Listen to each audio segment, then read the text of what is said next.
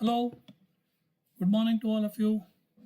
ಈಗ ಧನಸ್ಥಾನ ಧನಾಗಮನದ ಬಗ್ಗೆ ಇನ್ನೊಂದು 2 ಜಾತಕವನ್ನು ನಿಮ್ಮ ಮುಂದೆ ಪಡಿಸಲಿಕ್ಕಿದ್ದೇನೆ. ಇದು ಮಕರ ಲಗ್ನ. ಮಕರ ಲಗ್ನ ಧನಸ್ಥಾನ ಅಧಿಪತಿ ಶನಿ ಆಗ್ತದೆ. ಯಾಕಂದರೆ 2ನೇ ಮನೆ ಕುಂಭ. ಶನಿ ಲಾಭದಲ್ಲಿ ಕುಳಿತಿದ್ದಾನೆ, ಆಯಿತಾ. ಗುರು ಸಪ್ತಮದಿಂದ ಧನಸ್ಥಾನವನ್ನು ನೋಡ್ತಾ ಇದ್ದಾನೆ. ಗುರು ಯಾರು? 3ನೇ ಮನೆ ಅಧಿಪತಿ ಹಾಗೂ 12ನೇ ಮನೆ ಅಧಿಪತಿಯಾಗಿ ಗುರು ವಕ್ರಿ, ಆಯಿತಾ. ಗುರು ಯಾವ ನಕ್ಷತ್ರದಲ್ಲಿದ್ದಾನೆ ಅಂದರೆ ಉತ್ತರ ಪಾಲ್ಗುಣಿ ನಕ್ಷತ್ರ. ಓಕೆ, ಉತ್ತರ ಪಾಲ್ಗುಣಿ ನಕ್ಷತ್ರದಲ್ಲಿದ್ದಾನೆ, ಅಂದರೆ ರವಿಯ ನಕ್ಷತ್ರದಲ್ಲೇ ಇದ್ದಾನೆ. ರವಿ ಉಚ್ಚನಾಗಿದ್ದಾನೆ 4ನೇ ಮನೆಯಲ್ಲಿ. ಓಕೆ, ಗುರುವಿನ ದೃಷ್ಟಿ ಕೂಡ ಈ ರವಿ ಬುಧ ಶುಕ್ರ ಕೇತುವಿನ ಮೇಲೆ ಬೀಳ್ತದೆ. ಇಲ್ಲಿ ಮೇಯ್ನ್ ಏನಂದರೆ, ನೀವು ಗುರುವಿನ ದೃಷ್ಟಿ ಬೀಳುವುದರಿಂದ ಸತತವಾಗಿ ಇವರಿಗೆ ಯಾವ ತೊಂದರೆಯೂ ಇರುವುದಿಲ್ಲ.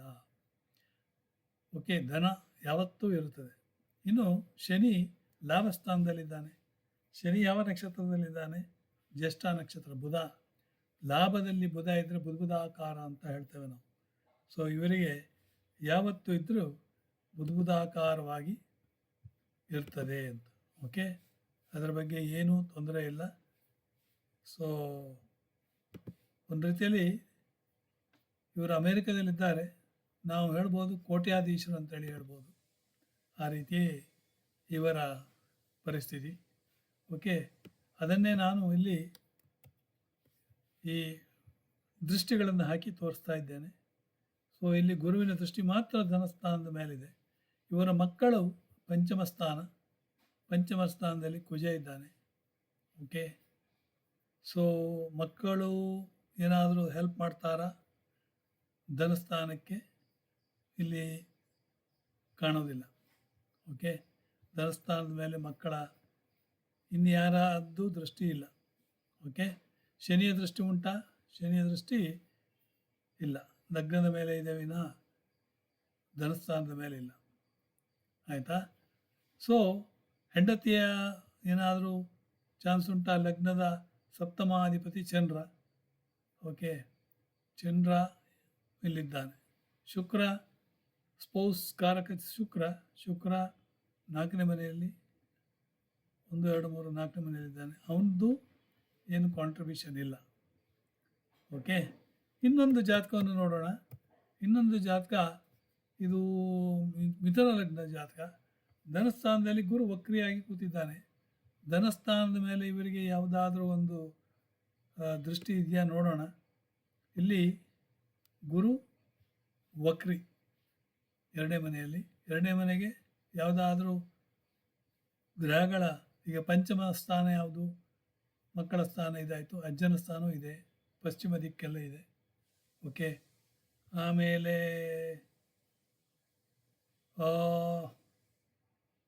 ಕುಜ ಒಂದು ನೋಡ್ತಾ ಇದ್ದಾನೆ ನೋಡಿ. ಕುಜ ಯಾರು? ಗಂಡ. ಇದು ಇವರು ಹೆಣ್ಣಿನ ಜಾತಕ, ಇದು ಹೆಂಗಸಿನ ಜಾತಕ.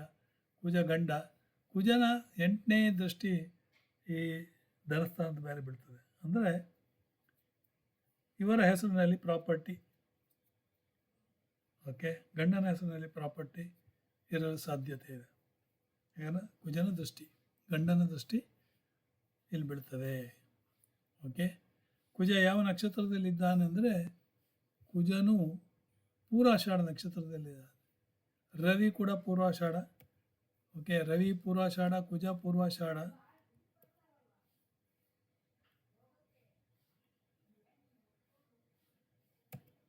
ಬುಧ ಮೂಲ ನಕ್ಷತ್ರದಲ್ಲಿದ್ದಾನೆ, ಕೇತು ನಕ್ಷತ್ರದಲ್ಲಿದ್ದಾನೆ. ಓಕೆ, ಸೊ ರವಿ ಮತ್ತು ಕುಜ ಶುಕ್ರ ನಕ್ಷತ್ರದಲ್ಲಿ ಇದ್ದಾರೆ.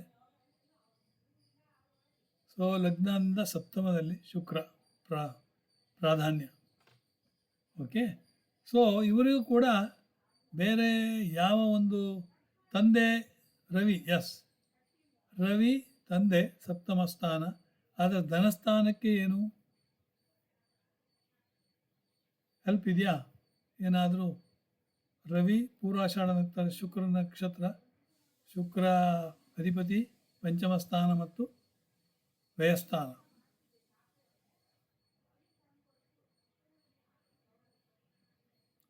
ವ್ಯಯಸ್ಥಾನ ಮತ್ತು ಪಂಚಮ ಸ್ಥಾನ.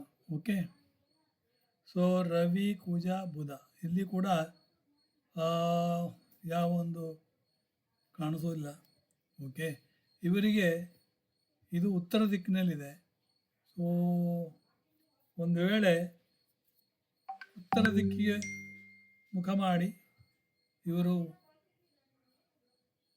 ಪೂಜಾ ಗೀಜ ಮಾಡಿದರೆ ಇವರಿಗೆ ಧನ ಜಾಸ್ತಿ ಆಗ್ತದೆ ಅಂತ ಹೇಳ್ಬೋದು. ಓಕೆ,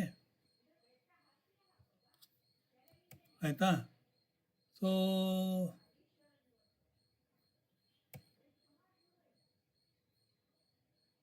ಅದರಲ್ಲಿ ಒಂದು ಬೇರೆ ಏನೂ ಕಾಣುವುದಿಲ್ಲ ನನಗೆ, ಆಯಿತಾ? ಸೊ ತಾಯಿಯಿಂದ ಏನಾದರೂ ಉಂಟಾ? ತಾಯಿ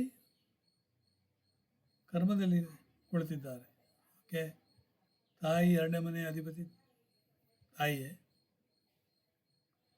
9ನೇ ಮನೆ ತಂದೆ ಮನೆ. ಕೇತು ಇದ್ದಾನೆ. ಕೇತು ಒಂದು ಕೇತುವಿನ ದೃಷ್ಟಿ ಕೂಡ ಇಲ್ಲ. ಕೇತು ಧನಸ್ಥಾನಕ್ಕೆ ದೃಷ್ಟಿ ಇಲ್ಲ. ರಾಹುವಿನ ದೃಷ್ಟಿ ಏನಾದರೂ ಉಂಟಾ ನೋಡೋಣ. ರಾಹು ಇಲ್ಲ, ಧನಸ್ಥಾನಕ್ಕಿಂತ ನೆಕ್ಸ್ಟ್ ಹೌಸಲ್ಲಿ ಕೂತಿದ್ದಾನೆ. ಸೊ ಅವನದು ಏನೂ ಇಲ್ಲ. ಓಕೆ, ಹೀಗೆ ಈ ರೀತಿಯಾಗಿ ನೀವು ವಿಶ್ಲೇಷಣೆ ಮಾಡಬೇಕಾಗತ್ತೆ. Thank you very much. God bless you.